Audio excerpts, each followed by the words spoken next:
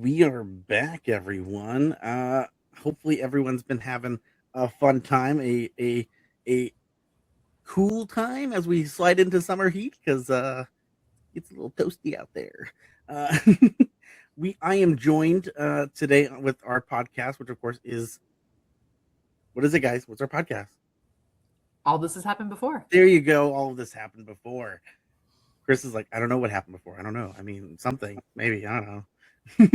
I am joined by Hoochman. You want to say hi, Hoochman? No. Cool, that works. And then I am joined by Kat today. Hello. And we are here reviewing Battlestar Galactica. If you haven't joined us before, welcome. We are in season 1 right now. We are watching episode 7. But I had a fun joke with that, which is that this is our 8th episode. This is of our show. We are reviewing episode 7 of season 1, and it is titled 6 Degrees of Separation. So, hey, 876. There we go. Well, it's something. Some number humor. I'm sure there's some nerds out there who love it like us. Come on. 6. 6 7 6 7. There we go. That's what we're gonna go viral for. Is just doing old people doing 6 7 6 7 6 7. There we go. So this week, last week we left off with. Let's do a refresher. What did we left off with when we Litmus? Yes, and then what was going on with everyone? We know we had Kilo had just rescued Cheryl Boomer, whatever her name we want to call it. Sharon, yeah. Yeah, like Sharon. The Cylon. Yeah, exactly. And then we had saw the breakup between other Sharon with Chief. We had seen like a whole just I don't know what genre you want to call that, but that whole like mystery of like who's a Cylon and the whole conspiracies and all that stuff. All the whodunit. Yeah, like it was. I thought it was really cool. It was really nice. It was interesting in that genre. But this week we're gonna get a little bit of I don't want to call this a filler episode because that's not really what it is, but it kind of is. Because it doesn't necessarily continue any major parts of the story at the moment. However, it is a Baltar episode, and those are always welcomed because he's such a weird dude. We are gonna have a lot of 6 this week and a lot of Baltar. So if you're not a Baltar fan, this is not an episode for you because that's where we're at. Well, let's see what this episode kind of kicks off with. It kicks off with Baltar in the lab, right? Yes. Yeah. So Baltar is in his lab doing his thing where he's developing the Cylon finder detector, and he's arguing with Six. Head 6. Head 6, yes, Head 6, and clearly he just wants to have sex. That's all he wants. He wants to have a fantasy and have sex. Head 6 is very much pushing on him the religious element, right? Like your soul needs to be saved.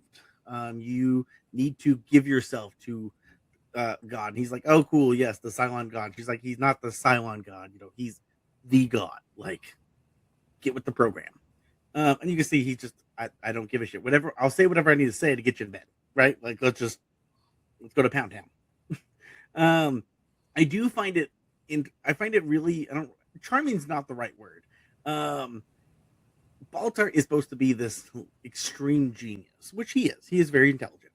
But he still acts as if he's like a 16-year-old in high school, where his arrogance and just thinking with his penis as much as he can. I mean, that also tracks though, because he had all this. Because Caprica was very much a city for smart people, right? Yeah. Fair. Like if you've gone back and watched like the prequel, it was very much a thinking man's city. Okay. So I think because of the fact that he was so well renowned and so looked up to, it's kind of like when you see people like, I'm just going to use the example of Jeff Bezos because he's the best example, or Branson.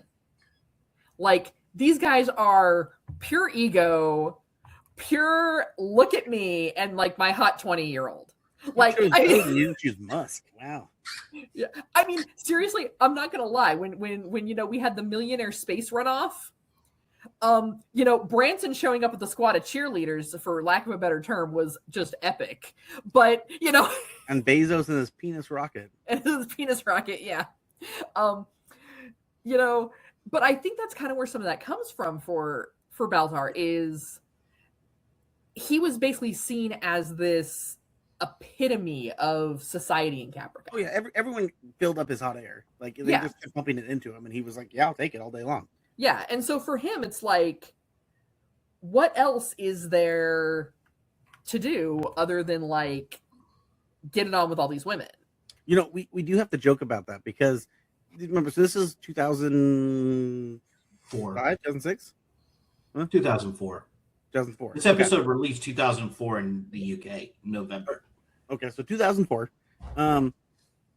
Being nerdy and smart wasn't necessarily considered mainstream sexy yet.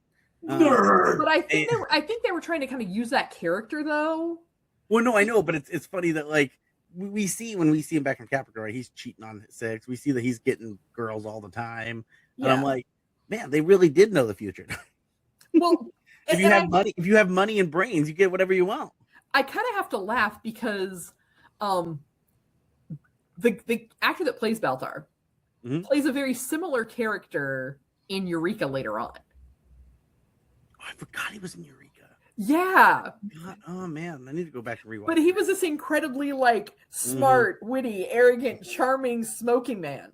And I bet you Eureka probably would have been maybe shortly after or close to a similar time. So like, I mean, a couple of years, Eureka, 2 or 3 years after. Yeah.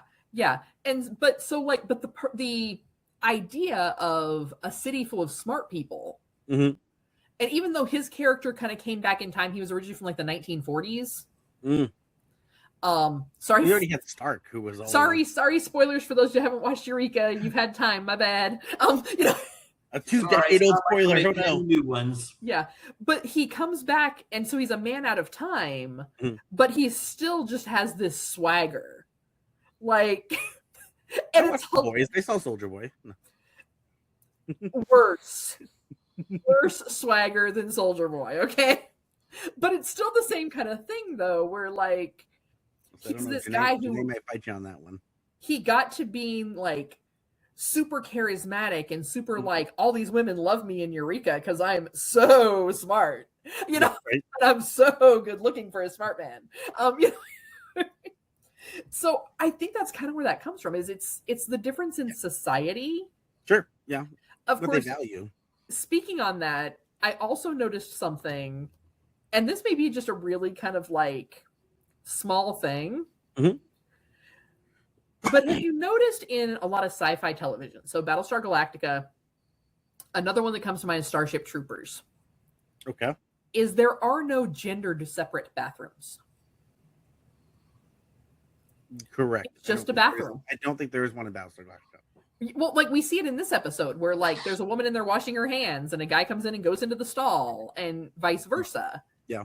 They're just bathrooms. Like their society has evolved so much to where it's just not a big deal. Of course, everyone knows the Starship Troopers scene I'm talking about of the co-ed showers. But don't tell that the conservatives. They'll cry. Yeah. I'm sorry if I just burst your bubble. It's a little scary. I know we didn't put on the warning label, and I'm really sorry, conservative. Yeah, it's okay. It's okay. We'll ring it in. I promise. After. We'll let that blow your mind for a minute. But it just kind of gets to back also, though, like we see in Star Trek, though, of society has evolved so much and developed so much that like money isn't an issue. Yeah, because there is no currency anymore. I do appreciate that. I think that because that. They're still being able to tell a story that we can connect with people, but in a way that like, hey, society, this isn't that far off, right? Because they humanize these characters so well that like, maybe so and so is nervous to ask out someone. Maybe so and so is nervous about their first flight. Like, there's things that like make them human, make them very we can connect with them. But yet, as you see, we see them in the future where those things aren't relevant to them the way they are today, and it's like, we could have that if we just made the right decisions. So I do appreciate that. I think that's really a really cool idea. Yeah, I think people saw Star Trek and they were trying too hard to be what is the acquisitions the Oh, the Ferengi? yes, the Ferengi's book. What's their something of acquisitions? What Rules of Rules of acquisition. acquisition. There you go. There you go. I think they were like, oh, that's what we want to do. Yeah. But that was just kind of one of those things that I noticed, and I guess I never paid attention to it in like shows like Eureka, like if that was also a situation. But once again, these are people that are and no one really wants to think of it this way, but even like at your lowest level in Battlestar Galactica, like your janitor probably has like a PhD in chemistry. God, we haven't even seen a janitor yet. Hopefully someone's cleaning this deck. Well, yeah, but you know what I'm saying though, like because of whatever it takes to clean these things and keep them clean and like Eureka, I think it was like you couldn't be in Eureka. Like the sheriff was the one except the one person in town who didn't have a PhD. Well, even then, didn't they brought him in by accident because he stumbled in there by accident, right? Wasn't that the case? No, he was recruited. No, he was recruited. I thought he was recruited because because it's been a long time.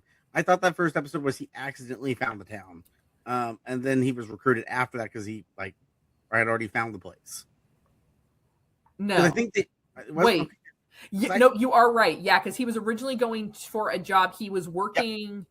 He was supposed to be going to work for the Secret Service, but he had to go pick up his daughter because she'd gotten in trouble, and then like somehow they took a wrong turn and ended up going through the portal into Eureka. Yeah.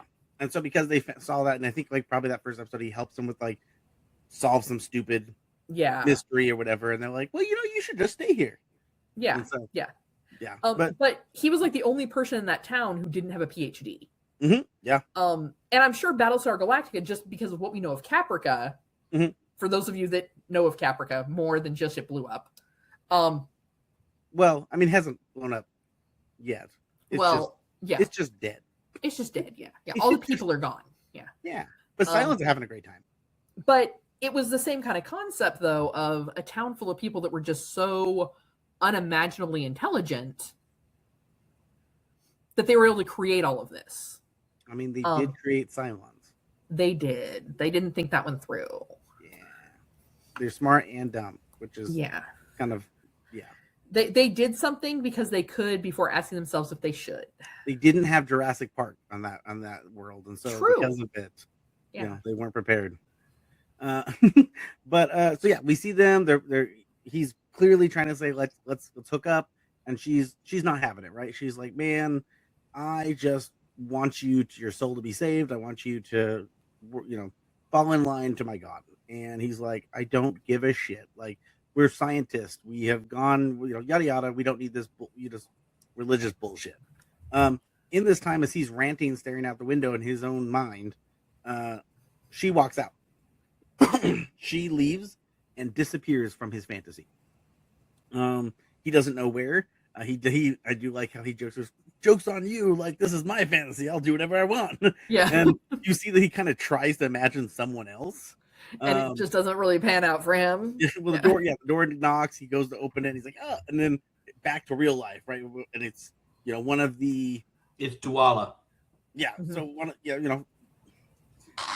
I'm like, I don't know her exact title. I keep forgetting. I'm like, something on bridge. Communications. What? I think she's a communications officer. That makes sense. And so she's like, hey, so we need you on the bridge. And he's like, okay. And she's like, who are you talking to? And he's like, myself. I'm talking to myself.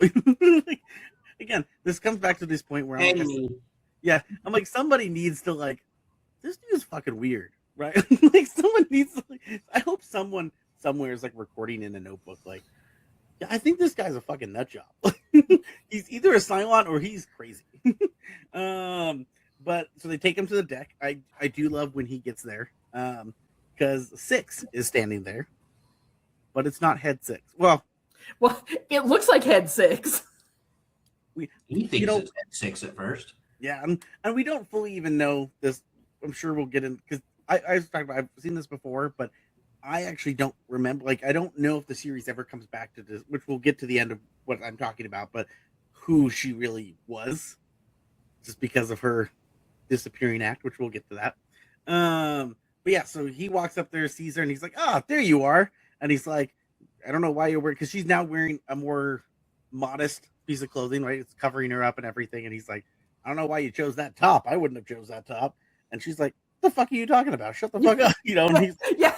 he's like, "I don't know why you're being snippy. That's weird." And he's like, "So Yeah. what's up?" And they're like, all looking at him like, "Well, this one doctor, is making some accusations that you did bad stuff." And he's like, He's kind of like, "Oh, you see her?" Like, "Well," he's like, "Where's the doctor?" And I'm like, "Right next to you."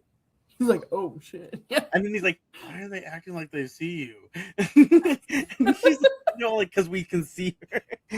Again, I think someone needs to be writing a notebook. Like at this point, someone needs to be like, well, and for me, okay, we've already established that there are only like what 1,500 people, 3,000 people. Like, there's not a ton of people between all these ships. Yeah. And I'm kind of having this moment of like, how is it no one's seen this woman before?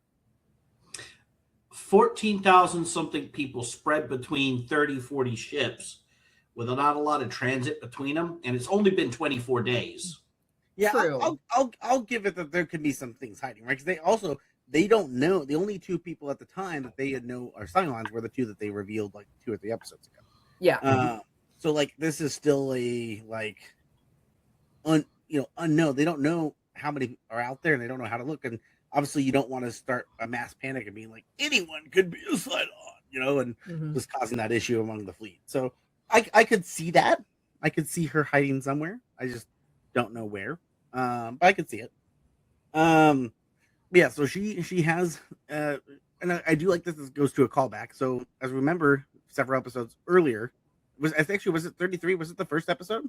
I think it was 33. I think it was. Yeah. Yeah, where a fellow scientist needed to talk to the president because they had information that was really important, and obviously Baltar Dr. Amarak, which we also know is the name of the doctor in the original heavy metal movie. Remember, I brought that up. Yep. They took the name from that. So he was on the Olympic carrier, apparently. And the Olympic carrier is the one that Apollo destroyed. Yeah, he was just mad at it. He was like, "Fuck you, carrier. I'm just gonna blow you up." Remember when he was looking into windows and there was nobody there and stuff? Yeah. I'm just joking. Yeah. Apollo clearly needed the joke because he was having some rough time for an episode or 2 after that. But yeah, so she claims to be like the assistant of him, and that he gave her the incriminating evidence that points that Baltar is a piece of shit. And she's laying into it hard, right? She's like, "Oh yeah, you are a piece of shit traitor, and I want to see you fucking hung. Like, you need to die." Yeah. And you can see the rest of the deck is like unsure what to say. And Apollo not Apollo, Adama is really much trying to keep a straight face because he's like, one part of him is like, who is this lady? But another part of him is also like, if this is true, that's not good. Like, so he's definitely doing right there down in the center, that neutral, until he has more evidence, which is exactly how a leader should do it, because you don't really know what's going on. The only thing I think that they kind of failed at, in my opinion, is I would have locked him in his room until the investigation was done. Letting him roam around the ship. If you're suspecting that he might be a Cylon, we just had 2 episodes, a Cylon blow up themselves on the ship. I would probably, and 2 episodes were like 2 days ago. Yeah. So like, I don't know, man. I maybe would have locked him up. Yeah. Well, I think we were saying 24, but I don't even think we're at 24 days, right? No, I think 24 days. We are at 24 days? Yeah. Okay. So that means this one probably has a few days gap between the last 2 episodes or so, because they were going pretty next to each other for a bit. So this is probably maybe a couple days since then. Yeah. We see that, like I said, so they're going to go investigate. He can't go to the lab. They're going to go watch this evidence, right? They go in there, they go to watch it. It's a really blurry video, but the video is of somebody going into the server rooms, which, it's funny when it's happening. And he's like, there's a guy walking in the server room. And Baltar's like, yeah, that's not a criminal offense. I don't know what that issue is. I don't know why you guys are mad at that. And then he's like, yeah, but that guy's holding a bomb. And he's like, wait, what? He just jumps right in to look at it. And sure enough, in the blurriness, we see a bomb in the guy's hand. And like, one thing, did you notice the shape of the disc? Yes. Oh, that it was like not a circle, but it had the angles in it. It was like a hexagon. Like I said, I love that. All of there's the aesthetic, all their paper, all that stuff has angles. Yeah, I like it. I find it funny that they have that, but then like when we see like the player, it looks like a regular DVD player from that era. So it's just kind of funny that like future and it's future because it's got angles. Yeah, right, angles. And they're like, well, I think if we zoom in on this, because they can only see the back of the head, right? They're like, well, I don't know if it's me or not. And luckily, to Adama's credit, he was like, look, this guy does look similar to him, but that's not enough evidence to like incriminate this guy, right? We need some more hard evidence. She goes, well, if you look there's some kind of reflection in the glass. I bet you could prove it's him that way. And they zoom in and it's blurry. You can't see shit. And of course, Baltar's like, well, there you go. Nothing. I guess it's over. Darn, move on. And they're like, well, can we sharpen it? And Gaia's like, yeah, Gata's like, yeah, I think we can. And Baltar's like, yeah, but I bet you this is gonna take forever. And Gata's like, a day. Yeah, he's like, yeah, Baltar, what? And so like, okay, well, we're gonna do this investigation, and Baltar, you better hope that it's not you, because that's really gonna suck for you. He was stripped of his security privileges. Though. Oh, he yeah. couldn't go into the lab or anything. He's just not locked down. Yeah, I think I would have locked him down if he's suspicion of a Cylon. Again, they just should have shot him right then, and then shot her just in case. I mean, to be fair, that is kind of how they treated the last guy they thought was a Cylon. They left him on a planet. Bang, bang, problem solved. Oh gosh, that would have been more Starship Troopers, though. Yeah. Terran Empire. No. Yeah. Well, we do get the jump up. We see again. I really like that this show stays very. What's the word I'm looking for? Like we go to Medic Bay and we see Starbuck is trying to practice getting back up and walking. Right. I like that because that is remembering. Oh yeah, several episodes ago, Starbuck got badly injured and is here in sick bay recovering. And I'm like, yeah, that's a shitty show that's badly written would have just had her in sick bay at the end of one episode, and next episode she's out of sick bay. They would have just we'll just move on. Okay. No, they're remembering, yeah, it's been a couple days. She's not gonna heal that quick. But we see that like she's kind of nervous to walk. Apollo is giving her shit. Just trying to we've also jumped a bit with the Cylon Raider. Was that at that point yet? Where they're trying to figure out the Cylon Raider and they're not having any luck. Then they go to Okay, so we'll go back to Cylon Raider. So yes, we see Chief and what's her name? The Telfin chief. What's her name? Kaylee. Yep. They're trying to figure out how to make these. Right. They're trying to figure out how the Cylon radar works, because ever since Starbuck brought it back on, it's basically been dead. It's not like activated. Nothing. They can't find anything. They're going off of what Starbuck told them by reading the notes, and the notes are not really helping him as he's climbing through this slimy. I do find it funny that it's super slimy still. Like you would think maybe at some point it would have dried up, but apparently there's just enough blood and stuff still flowing through it that I guess not. Even though it's dead, it's still alive somehow. I wonder if it has to do with the atmosphere in the. Oh, maybe. Because if you ever notice something about a lot of like space travel, like especially prolonged space travel, Alien's a prime example. Those ships have a lot of humidity. That could be it. Yeah, I could see that.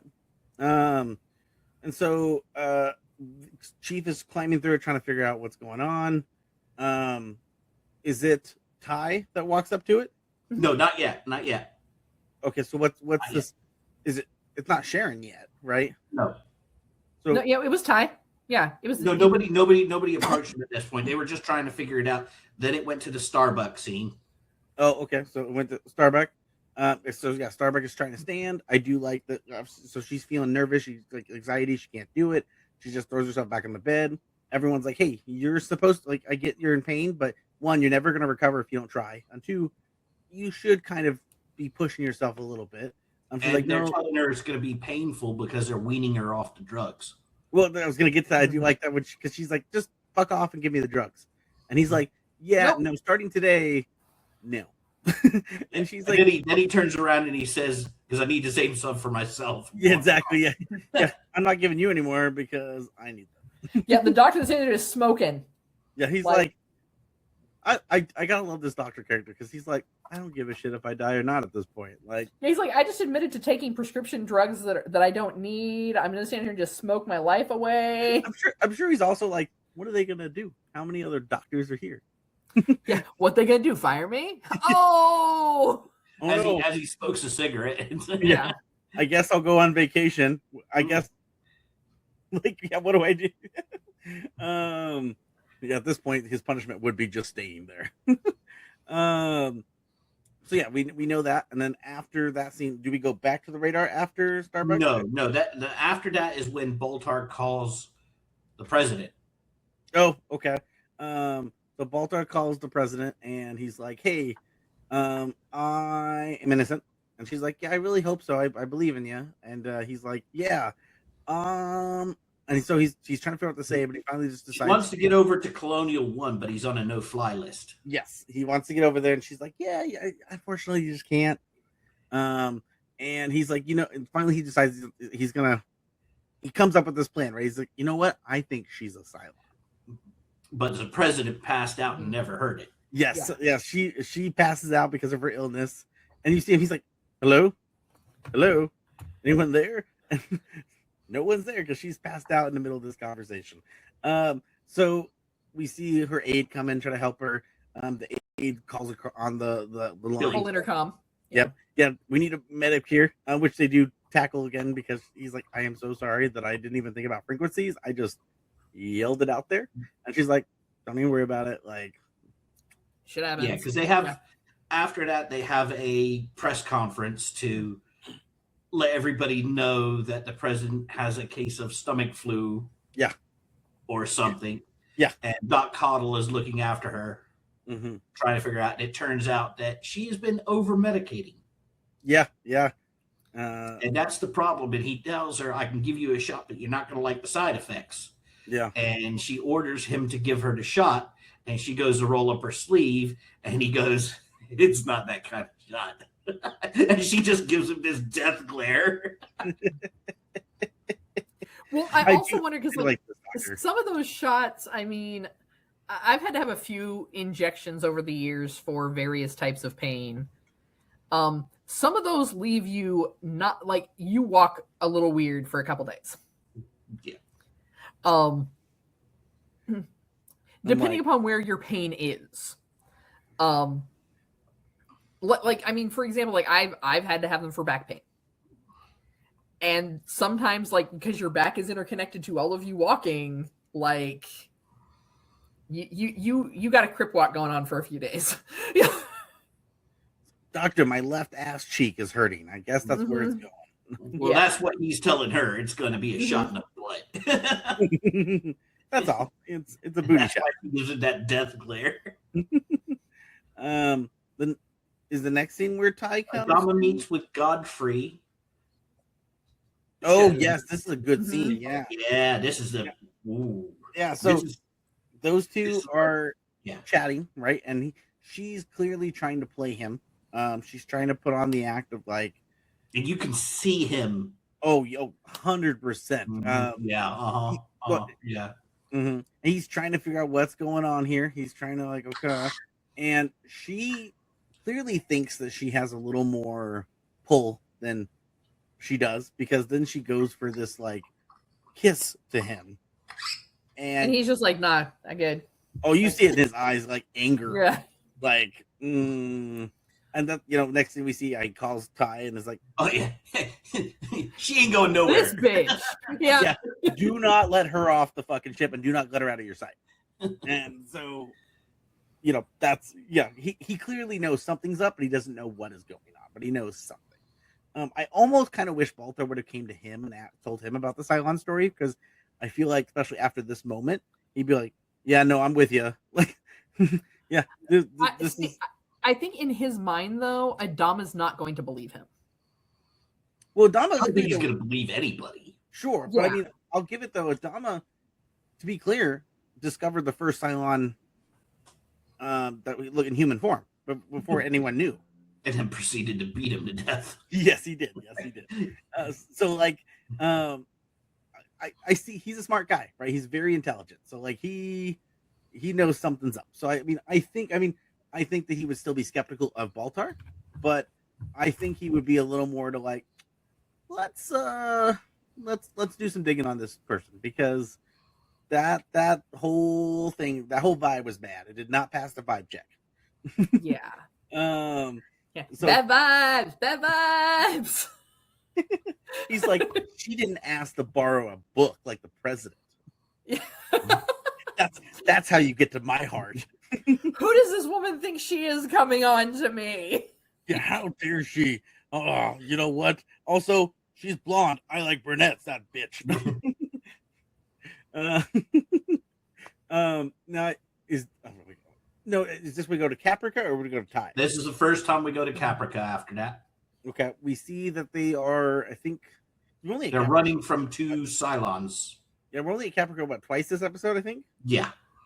So they're running from Cylons. Don't they like fall in the river or something, or someone falls in the river? They're running through, and Boomer falls in. Yeah, that's right. Yeah, and he kind of picks her up. They climb onto the bridge. Yeah, they climb onto the bridge as the Cylons are ominously standing over, not seeing that they're right there, and go, "Oh, bang!" But well, so this whole Caprica thing is just wild to me, because I am sitting here wondering, what is the goal? What is the mission? Because the Cylons are basically this is a giant mousetrap where Kilo is just the mouse running around. And yes, Suchman, I know that you remember. I know everything. I have to shut up now. I remember it's one of those things where I remember some parts of this stuff, and I know certain things are coming. But there's also things that I'm like, I don't fucking remember, and I'm like, what is the goal here? Because like, it really does feel like they're just in a rat race, and everyone is just watching Kilo, and he's the only one who's not in on it, right? He's the dummy who's like, I don't know what's happening, but everyone else. I must save Sharon. Yeah, Sharon. Sharon. And Sharon's like, oh, I was so beaten, and I'm so happy you're here, Kilo. Just take me in your arms. Yeah. Don't mind my glowing spine. Yeah, Don't pay attention to that red glow. Oh, you know what? So before we get to that, this is the scene right when they're having that conversation. Wait, never mind. This is not the show for that. But anyway, everything's fine here. I was about to say, like, maybe that needs to become like a new medical implant, like women's spines will glow so that men know if they've gotten her there. Have you not seen cyberpunk stuff? Come on. I mean, I have, but none of it glows for that. Well, we're gonna have to write one now. Cat, we'd all need mirrors on our roof then. TM. I mean, that's easy. Like, we don't put ceiling. We can put mirrors on our ceiling. That's easy. Because or it's the back wall when they're writing. Yeah. Unless you're, if you're hitting it from the back. Yeah. Well, to be fair, when we see it in this episode, which we're not there, but when we do, in my opinion, it's dark outside, guys.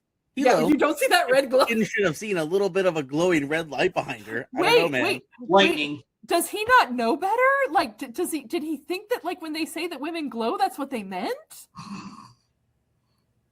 It's pitch dark, man. Okay, all right, come on. But we'll get to that, and then you can finish. Sorry, I derailed us with the glowing. Yeah. Oh, but we'll come back to this. When they're sitting there talking to each other, right? Kilo kind of have that moment, like, hey, I know when we were back on the ship, I knew that you and Chief were together, and she's like, you jumping ahead.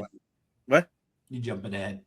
So I thought there was only 2 scenes. So there's 3. Yeah, there is scenes. only 2. There is only 2. That was the first time. The second time is when that happens. But that's still during the day. They have the conversation at night. Yeah, they had the conversation at night. Because that's what leads into the. Leads into the Padeka. Oh, okay. For some reason, I thought that was separate. For some reason, okay, my bad. Yeah.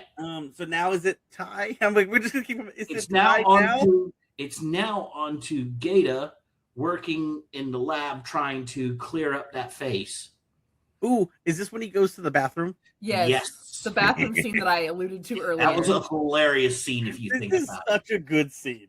So yeah, he goes to the bathroom and Baltar follows him in. Not creepy at all. Stall next to him, and I will say the first thing I thought was something about a senator in an airport. Don't know why, but I mean, is it because they look like prison toilets? I mean, they kind of do. But I do like you can. What's funny is I forget. We don't ever actually see Gator's face during this moment, right? You do through a crack. Briefly, you see like one eye. Well, yeah, but we never go in there to see like. No. Yeah. They give him privacy in the loo. But I love that like we just have to go off of like he's thinking.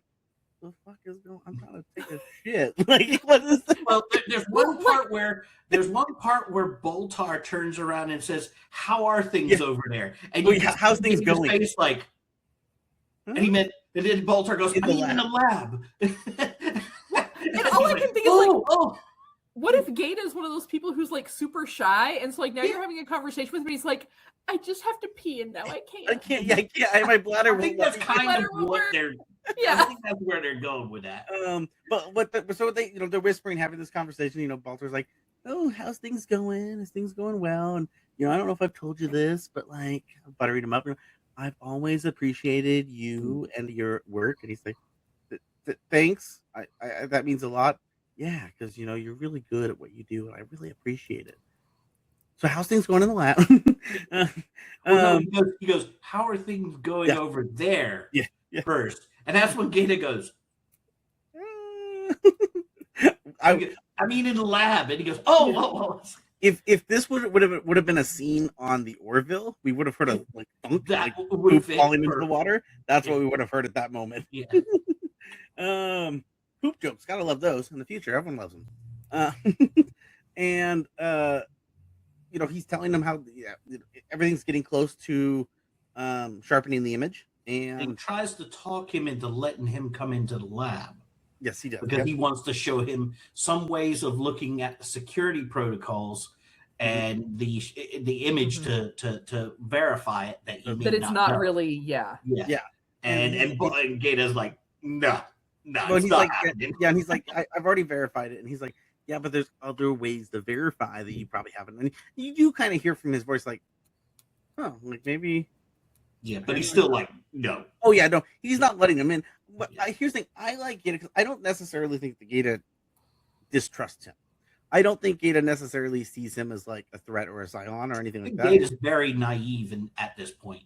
Yes, but I do think that he's gonna follow orders, right? He's like, I know my orders, so that's what I'm gonna do. He may even personally think that these orders are not okay, but he's gonna follow the orders because I do know, yes, down the road, Gata is gonna have to overcome a lot of that to become Gata. Yeah, he's just very much like, oh, I hadn't thought about that, and so we're gonna see him. He's gonna go back to the lab, and then Godfrey. Yeah, well, Godfrey, yes, is in there. She comes in there and goes to the stall right next to Baltar, and he immediately recognizes it. Recognizes the heels and the foot walking, and just burst in and is like, "Look here, you bitch! I don't know what your game is, but because you can tell." So basically, he's under the impression that this is Head Six because Head Six has disappeared from his mind, and now she has popped up. And not only that, but she has popped up with a vengeance against him. And the last time he saw Head Six was in a fight. So in his eyes, this is Head Six. And so now whether that's true or not is unclear. But she's still kind of playing the act, right? She's still playing the like, I don't know what you're talking about. And you're just crazy. And he's like, no, I'm not crazy. This is you. Yeah. What? Well, he realizes at the end that it's not her, and it's just another model, the same model. Yeah, but I still think I think maybe he's figured that out at this point. But I do think that there is this, like, again, this is one of the handful of things that I definitely don't remember going forward where this Six came from. She was in the fleet. Well, sure, but spoilers, she disappears.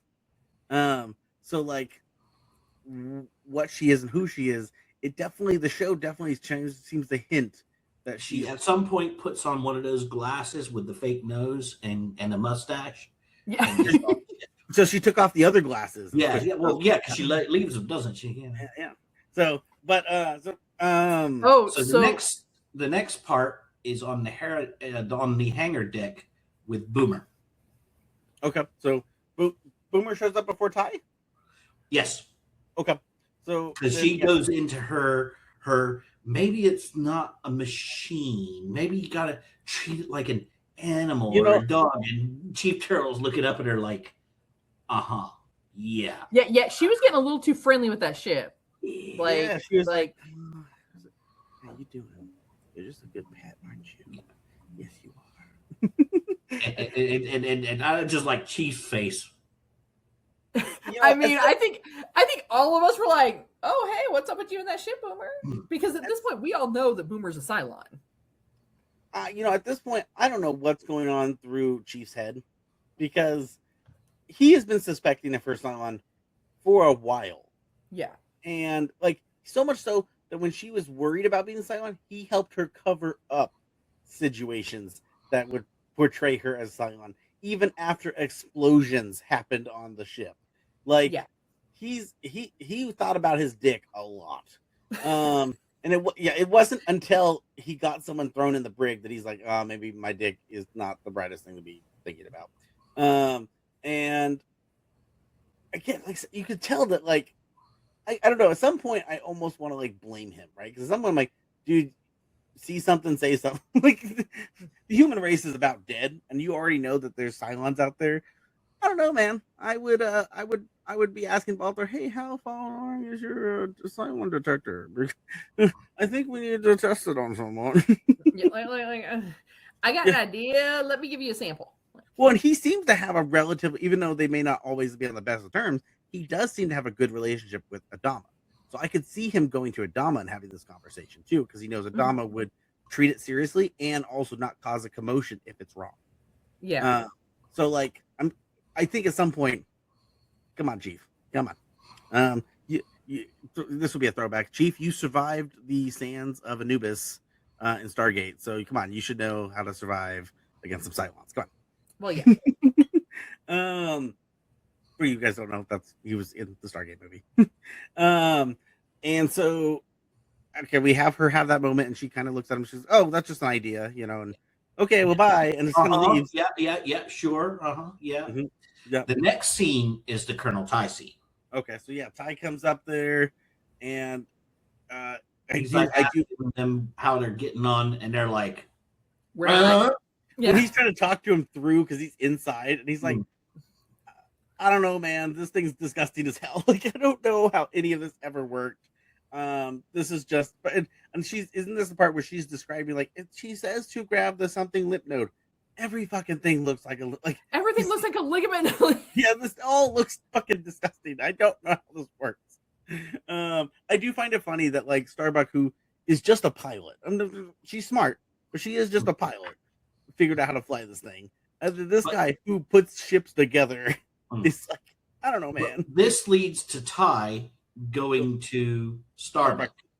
Yep. And so he goes to Starbuck just to check up on her. Sees her laying there and just says like, you know what? You should just stay in bed. That's probably a good spot. Don't worry about it. Yeah. And she's like, you think reverse psychology is going to work on me? And he's like, you just proving my point.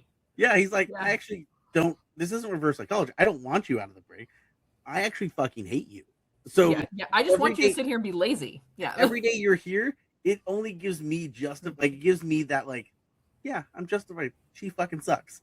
So he's like, yeah, stay there. I love this. This is great. But that in itself is manipulation. Oh yes, yes. But what's funny is though, I don't think he's at least from this angle, I don't think he's purposely manipulating her to get up. Still, I think he genuinely just doesn't like her, and he's like willing to be like, "Fuck you, I hate you," and maybe subconsciously he's manipulating her to get out of bed without him realizing he's doing that. But yeah, you see that definitely strikes a nerve for Starbuck because she's like, "Fuck you." Is the next scene? We don't jump straight to her being there, do we? That's when Starbuck actually. The next scene, she hobbles up.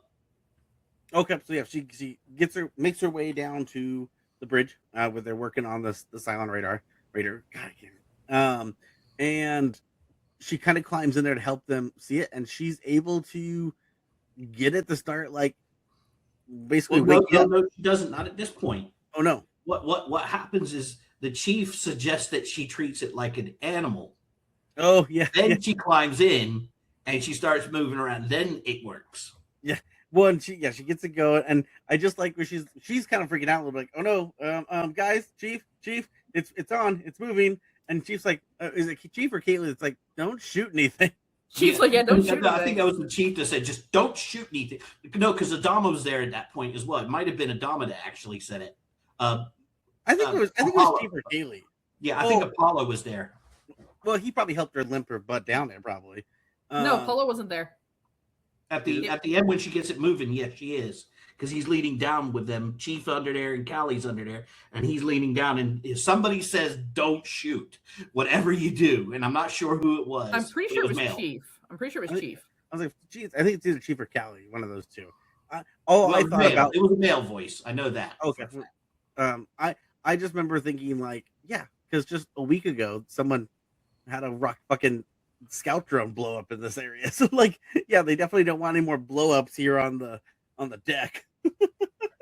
This ship, I don't know if they've had more explosions inside the ship than outside, or I don't know yet. It's kind of hard to tell. So the next part after she gets a little action out of it, I said phrase that right. But Baltar goes to Commander Adama and says that he believes that Godfrey is Cylon, and that he wants that the Cylon detector is close to completion. We should test it, right? Which Adama turns around and says, if he's found guilty, they're going to disassemble it all. Yeah. Well, and you could tell that he doesn't want it necessarily to be. He wants Baltar to be proven not guilty, because also he admits he's like, because if you're found guilty, that means myself and the president, we're all fucking idiots, and we allowed ourselves to trust you. And so he's like, I can't. Yeah, you better hope that you're not guilty, because it's going to be a bad day for you. Yeah, and then he says he'll walk Gata through it, but Adama says no to that. No, nothing. And then Baltar has a panic attack and squirms his way down to deck C, where he pulls the fire alarm. I do love that he pulled the fire alarm on the same fucking deck. I mean, as soon as they say where it is, Adama's on the bridge going, "That's the lab." Let's go that way, guys, because that's probably what's going on right now. I just got done with a conversation with Baltar. I'm pretty sure that fucking sneaky little bitch is down there. Here's something that baffled me about that scene. All right, Gata gets in there. Not Gata. Baltar gets in there. Sorry. Oh, Gata's in there first. Remember? But he runs out when the fire alarm goes off. Right before you get Gata does finish the then Baltar, when he runs out, gets in there, and Baltar's this like super scientist that knows all this stuff, but he can't operate a computer. So I actually have an answer for that one. I do have an answer. I don't like it, but it fits. Panic. No, well, you could say that, but we've already talked about this before. This ship is a dinosaur. Yeah. Everything on Caprica is a lot more advanced, and Hoochman, when we're going to get further on, when we get to Razor, when we get to see Pegasus, there's a lot more far advanced stuff, and so it's kind of similar to like you could be the smartest whiz kid with tech right now. But if you show them a Nokia phone, back from, And terms to play Snake, they're gonna be like, "What? How do you do this? It's can only you shoot someone gray." a text message with this? How the fuck do I do that? Like, so it's one of One those one things. one 35555. Yeah. Yeah. Hey, Back to the Future was when the kids were trying to figure out how to work the fucking machine, and he goes, "Look," and he uses the little shooter. It's super simple. And they're like, "You have to use your hands." So like, It's a baby's game. Yeah, I'll give it to them that like this could be one of those similar situations. I think it was more panic. I Or it could have been definitely a little played bit of into it. both. Yeah, I Like, definitely could have played him. Yeah, I'm not saying it's not. I just that's the only thing I can think, because when you do look at everything there, as I joked about, the disc player looks like a fucking standard DVD player that you would have got back then. So like it all looks very old tech, like, or at least it would have been for them, right? Like it looks very simplistic. So I could see the argument of like, what the fuck is, I don't know how to fucking do that. What is a disc? what? But yes, we see that he's trying to unplug everything. He's trying to figure out how to get everything. It's clearly not working for him at all. Even when he thinks it's working, like he unplugs everything, he's like, haha, walks around and his face is still glaring on that back screen. at him. Yeah. Yeah. And I do like that too, because it's clearly the whole point where he was supposed to be like looking at a reflection. That does not look like a reflection. That just looks like his fucking face. So it's like, come on, something should be weird about that. And so we see he can't get it to turn off or anything. He goes to pick up a stool to smash it, and that is when everybody busts in. Yep, and he's like, stop, and he's like, oh, shit. Well, and he's standing there next to the computer with his face on it. And so they're like, yeah, take him into custody. And he's like, I want my lawyer. I need to talk to someone. This isn't right. Just like trying to get his rights and everything. And they're just like, no, get this fucking dude in a jail cell. And then that leads into him in the cell, and Rosalind comes to visit. I love this scene. Because at first when he's talking to so the president's like, I'm so sorry. I can't believe this happened. What kind of acting almost as if like, I believe you that they've been set up. And he's like, oh, I'm so happy you do. And he reaches out to like hold her hand, and she just she kind of steps backwards and sits down and does not accept. Well, she says she has a gut feeling that he is. Well, it's not just that. It wasn't even just because she says when she first heard that he was it, she goes, a part of me kind of knew. I kind of, I had this gut feeling, and she goes, I don't know how. I don't know in what way, but when they said that you were involved in Caprica, I had this gut feeling that you were part of it. And you can see at that point, he's just like, oh, he's like, I don't want to be executed on a gut feeling. Yeah, he's pissed. Yeah. And she definitely sees him as a traitor now, right? Because she even says like, because she asks him, why'd you do it? Why'd you kill everyone? And he's just upset. He's ticked off. He's pissed off now. We have pissed off Baltar. And she tells him like, may God have mercy on the gods have mercy on your soul, and takes off. Is this the point now where he's alone in the cell when he has this conversation? Yeah. No. Or do we jump back to Sharon having sex? This is where we go back to Caprica. Okay, so yeah, they're having their conversation. As we talked about, Kilo is like, yeah, I knew you were with Chief, and she's like, yeah, but that was then. And he's like, hang on.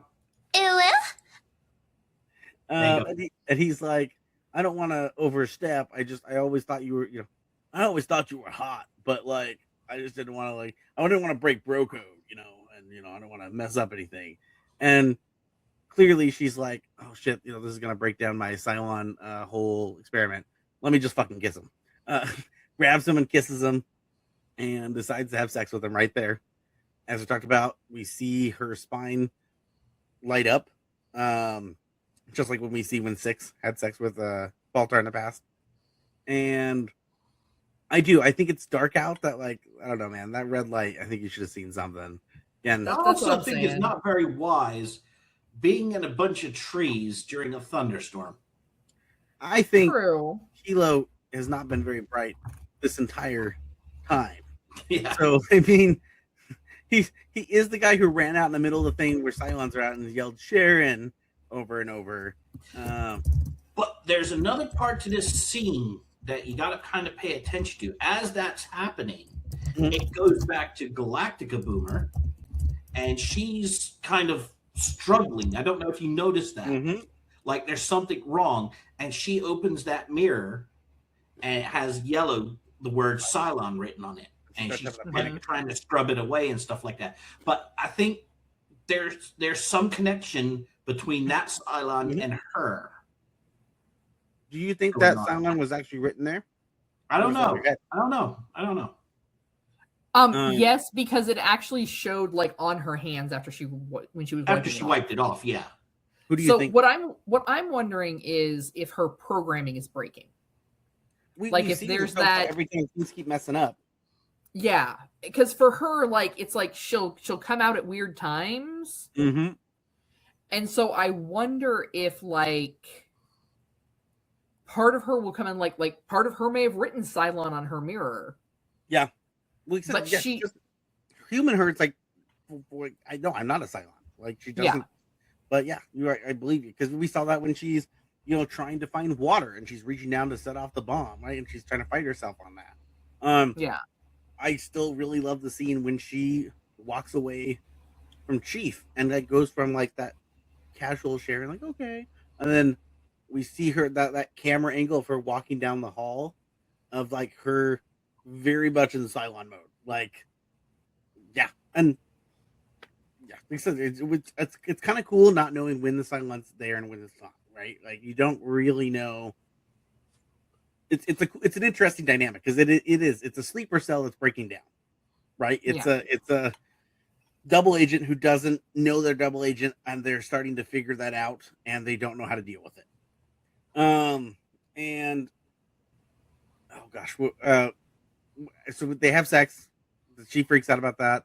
And then that bit happens with Boomer, and then the next part is back to the jail cell with Baltar. Is that when he starts talking to himself and praying to God? Starts praying. Yeah, I do like his pray because his pray is very much still him being like, well, I'm not completely accepting that you're real, but like, I don't know what else to do at this point. Like, I'm kind of up shit's creek without a paddle, and I'll try anything at this point. As we talked about before, it's that scene in The Mummy, right? Nope, that's not the right one. Let me try. Yeah. Nope, that's not the right one. It's just like I don't know what to do. Was that Benny? Benny was the character. Yeah, Benny. Yeah, Benny, you're on the wrong side of the river.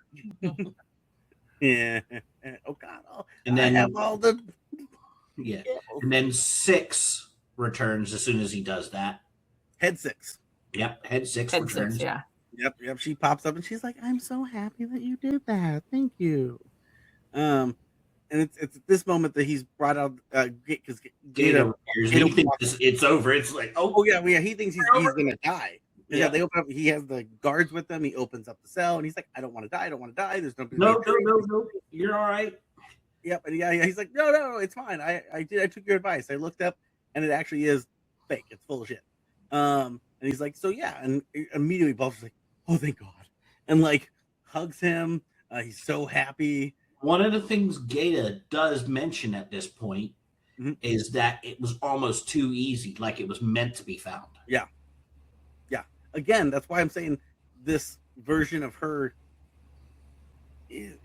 This episode seems to try to hint and suggest that this is Head Six, but obviously it wouldn't make any sense how Head Six would be there. But there's some stuff that's interesting about that. But I do like when they're sitting there talking, like, oh, all happy about everything, and it is like, yeah, I always knew that you could have never had anything to do with this, and he's like, his facial, he has such good facial expressions that is just so. Again, he's playing this character so well in the way of like, just be weird, dude. Like they sat him down and said, I need you to be the weirdest fucking dude and display the weirdest emotions at the wrong times. And he was like, bet, I got you. And he even puts his hand on like Gata's leg and he's just, I almost make, oh, they're gonna make out. No. Um, Then and they ordered Godfrey's arrest, but she's disappeared. She put on them glasses with the mustache and the big nose, and just one Adama's upset because he's like, I literally her glasses. He has her glasses. Before that, though, he's like, I literally ordered you to not take your eyes off her, and he's like, Ty's like, look, man, things happen, and he's like, you had one job. That was the job. And he even says, though, like, his guys were following her and she turned a corner and was just poof, gone. Yep, they did. Yeah. So again, hinting at this, is this head six or not? Like, it's an interesting decision to write it that way. It's clever, I think. Well, and so it's kind of a 6 of one, half a dozen of the other, because I don't know if anybody else noticed this. The glasses that were left on the table that had allegedly been being worn by physical six are the same glasses that are being worn by the president. That's what it looked like. It looked very similar to the president's glasses. So it made me wonder what that is trying to hint at. Is the president a Cylon? Well, you know, she's supposed to not last more than a year. There's 4 or 5 seasons, so I mean, who knows? Yeah. Pushman's like, I don't know. I'm just gonna say nothing. Yeah, it's interesting, but those glasses, again, that reassures that this was real, but again, she disappeared into nothing, right? Yeah.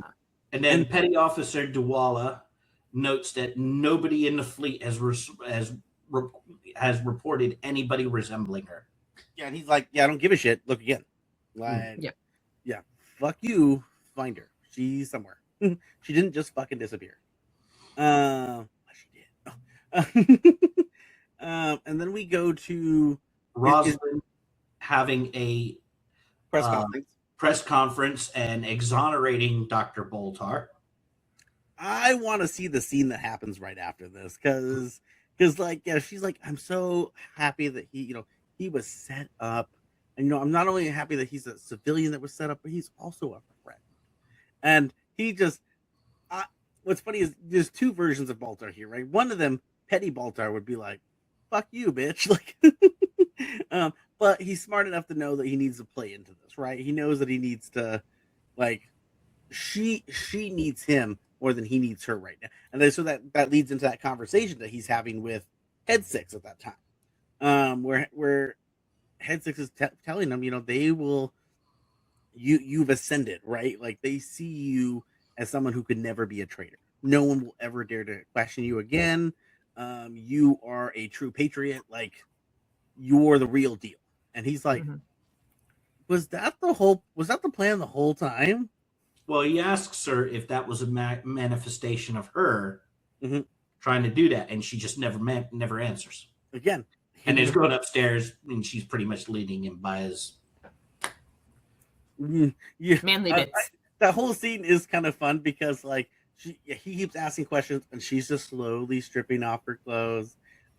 She gets like, if I take off enough of them, he'll quit talking. And like, I do because she turns the corner, and that's a really, I actually like the cinematography on that scene because it's tastefully done where we covers up everything, but also the lighting, how it was a really cool, like it was a scene that I thought was really good. They could have really done back then, and that we've seen their lighting when they go at nighttime, right? Like, it's I just thought it was a really good how they had it set up. I was like, oh, that's actually kind of neat.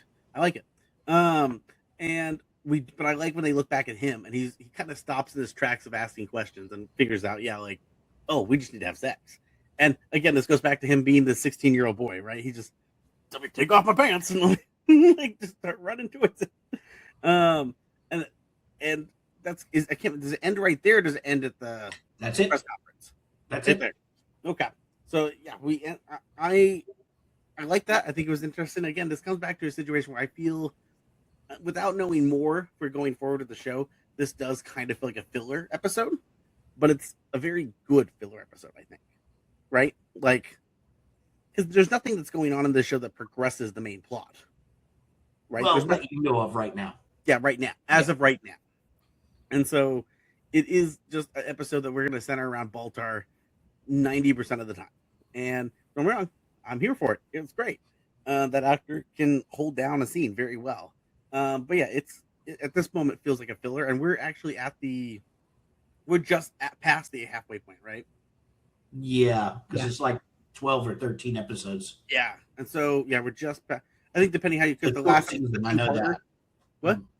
It was a very short season, the first season. Yeah, I think it's 12 or 13 depending how you look at Yeah. it, because the last one's a part 1, part 2. So Yeah. sometimes people combine them. So yeah, so we're just past the halfway point, which I think is an interesting time to do this episode. But again, I feel like there's just so much more. Like, what can we do to wrap up? Because we're gonna be 4 or 5 episodes away. We're gonna end season 1. So like, what are we gonna do to further this plot? What's gonna happen next? We have Rosalind, who is still trying to cover up her illness, and it's getting a little shaky as it's been broadcasted a little bit. We do know that in a few months there's going to be an election soon, because they're going to do fair elections among the fleet. We know that Kilo and Sharon are just going to keep getting it on the planet, but eventually they're going to run out of radiation meds. So hopefully they can figure out how to get the fuck off the planet. We know that like I said, that conversation that Head Six has with Baltar, he's going to be slightly I don't want to say untouchable, but it's going to go back to giving him that hot air in his head, because he's going to be I got away with this time. I'm a little slightly untouchable, right? Like, I'm a little above everyone else, and so that fake credibility is going to give him, I think, a lot of ego. I think I do think at this point there's going to be some more eyes watching him from both Adama and the president, because even though he's been proven to be innocent, they know something's up. This whole situation really much sparked something, because how much he went to how he panicked, how he acted, something is not right. Or as we talked about, Rosalind saying her gut feeling, like there's something going on, right? They just don't know what it is yet. Starbuck seems to be healing. Do we think she's going to be back into a Viper next episode? We'll see. Maybe not next episode. Maybe the one after. Okay. Again, because that was a pretty gnarly break on her leg. Just a smidge. You got to remember, even between the point where the talk about the election started because of the prison ship and stuff, we're talking less than 2 weeks. Yeah, no, I know. Yeah, it's only been 24 days since the things. Not a lot of time has actually passed, but a lot of things have happened. Yeah, and you know what? It makes sense though, because I mean, a lot of things would happen, right? You just had the end of the world happen. You have the last bit of human race, and we had several days where we were jumping for every 33 minutes because we were gonna die. Like, a lot of things are just happening. It's happening. Well, and I think that's one of the great things about the show, though, is like there's a certain point when, like I said, there are things that are just completely out of everybody's control. Mm-hmm. Well, I also really admire that, like, at this point, 7 episodes in, obviously at the core of the show, it's sci-fi, right? It's sci-fi because we're in space. Mm-hmm. But we've had a lot of different episodes. We've had the political thriller type movie. We've had the mystery of whodunit. We've had like the sorrow and sadness. Like, it's just that each episode is really just trying to capture a different emotion, and I think that's one of the reasons the show stands out too. Is it's not just like, okay, we're just gonna do the same thing over and over. It's not Freak of the Week episode. It's not what's happening this week. No, it's a whole thing. It's a whole story that it's just emotional powerhouse. Mm-hmm. We're about a little over halfway through the season. Kat, at this point, if you were watching it back when it came out, do you think you would have kept continuing? Oh yeah, definitely. Okay. One of the things I've noticed, because I watched it at the time, sure, when it was coming out, and that's why I kind of referenced how much time has actually passed when we originally watched it, we did not realize how short of a time span Oh wait, that when you actually watched it back was. then, Because of the illusion of it being weekly, yeah, it felt a lot longer, and that was yeah, an illusion. because it's 7 weeks. This would have been like 2 months since that first episode in theory. Sure. And so Sure. yeah, I exactly. mean, this episode on its own, for me, because I was in the UK at the time, was November 29th, 2004. But it didn't come out until February 18th, 2005 here. So, yeah, good. You got to travel through time and saw it before everyone Americans did. So there you go. I know. I remember there being a lot of very unhappy people about that at the time as well. Most shows used to come out over here before they would get over to the UK, and there would usually be the 3 to 6 month gap. And there were a lot of people who were very annoyed that it came out in the UK before it came out in the United States. I do remember going to YouTube and watching episodes of Doctor Who before it came on BBC America. Yeah, that was another one. But the thing is that was made in the UK, kind of hard. Like, why is it showing up on BBC America? And it's like, I don't know, man. Yeah. So I'll just go to YouTube and find it. Yeah, you can't really. Early days of YouTube, there was no privacy laws or anything on that shit. No one paid attention. So yeah, I think this episode was great. I think it was a very, very fun episode. I'm always here for Baltar action. He's just a freaking weird dude. And this only makes the actor look even better because he's just such James Callis is a very good actor. Yeah, very talented. Everything I've seen him in, he's always done a fantastic job. And what's funny about that is now obviously I haven't seen him in that many things, so it makes me wonder. He pops up in a lot of stuff you wouldn't realize until you watch it back. I could see it where he pops in as characters and stuff for episodes here and there. That's usually. I mean, like a show where he's the lead character, like what I mean, like or a movie where he's the lead role. Like you don't see that. No. At least nothing I can think of off the top of my head. And it's like, this guy's a good actor. Like, why did he choose not to go that way, or was he typecast? I think they refer to it as a character actor. He plays a specific character in a series, but he's not the main character. He's a good support character actor. I think that's how it's referred to, if I'm understanding that correctly. I can see it. This show is interesting because there is a lot of those characters who are that, and then there's also just a handful of them that Starbuck, for instance, she's gotten some start. Like she's had the spotlight for sure. She's had her own shows before. Like she's same with Boomer. She was on Hawaii 5-0. Yeah, that's right.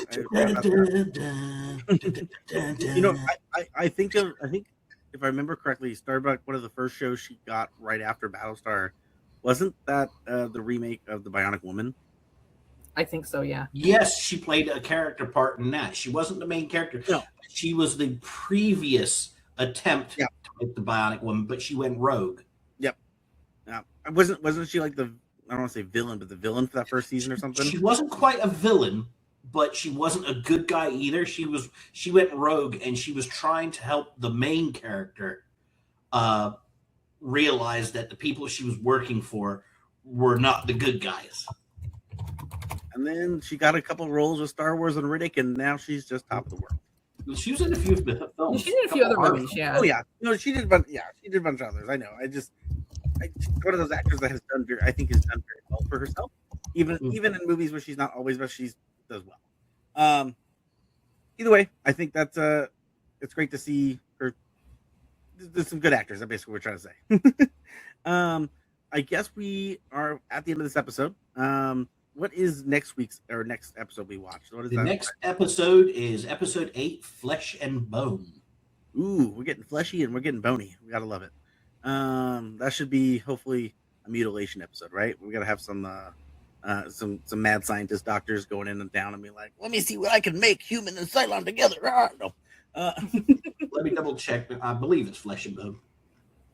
Watch this. Actually, it's not. No. While he's looking that up. Yeah, it's Flesh and Bone. All right. Kat, do you want to tell us what to look at for the Lovely Feast of Fandoms channel? Well, Feast of Fandoms, we have all kinds of things for every genre that you may be looking to whet your appetite with, so to speak. On Mondays, for all you Marvel fans, we have MCU Monday. They're going to talk about everything involving the Marvel Universe. Tuesdays, we have Trek Tuesday, where we've got Captain's Logs and Lightsabers. When there's relevant video game news, that's when it's going to come out. Wednesdays was when we start our roll into our Star Wars shows. We have War of the Stars on Wednesdays, followed by Cantina Happy Hour on Thursdays. Fridays, hey, it's the end of the week, and so we give you a little bit of a mix there. We have our shows Courts and Confusion as well as Snackame. Snackame is an anime-based show where they talk about a new anime or an anime series, and then they're going to introduce you to some great Japanese food or snacks. And by the time this drops, I will guest starred in it. So, I won't tell you too much, but I will say I got to eat some peanuts. Nice. Then, of course, Courts and Confusion is where Jonathan takes a look at romantasy and all the fun titles you find on Book Talk and gives the reviews from the perspective of a man. If you're looking for a little bit of chaos in your fandoms, hop on over and check us out on Saturday nights on the Geek Gauntlet. And then, of course, Sundays, you have us here because all this has happened before. Yeah, that's right. Everything's happened before, and it's going to keep happening. I really appreciate you guys joining us this week. As always, we're happy to have you. If you think we missed anything on the episode, feel free to comment on it, and we'll touch base on it next week. Otherwise, if no one has anything else to add, Mandalorian and Grogu, this is the way. You should have tried to have something levitate to you. Look at the snacks. Well, as always, so say we all. So say we all. Squeaker. Take care, guys.